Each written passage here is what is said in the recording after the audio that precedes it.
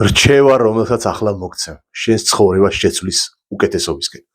არ გეხუმრები, გამოიწერე ჩემი არხი, დაასეივე ჩემი ვიდეო და პერსონალური მენიუსთვის პირადში მომწერე. მაშასე, უმთავრესი რჩევა. შენს რაციონში ყველა ჭამაზე, ვიმეორე, ყველა ჭამაზე დაამატე უჯრედისით მდიდარი საკვები. ოღონდ დღის პირველ ნახევარში სასურველია რომ ეს იყოს ხილი და დღის მეორე ნახევარში სასურველია რომ ეს იყოს ბოსტნეული და მწვანილი. შეგიძლიათ ცოტა რაოდენობით შეჭამო წნილიც. ოღონდ რა თქმა უნდა ეს უნდა იყოს ნაკლებ მარილიანი, იმიტომ რომ მარილი წყალს აკავებს ორგანიზმში. გაითვალისწინე, ჭამე უჯრედისით მდიდარი საკვები. საკვები ბოჭკოები შენს ორგანიზმს აამუშავებს სრულიად სხვანაირად.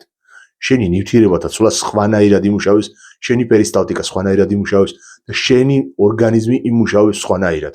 ეხლა გავიგოთ რა არის უჯრედისით მდიდარი საკვები.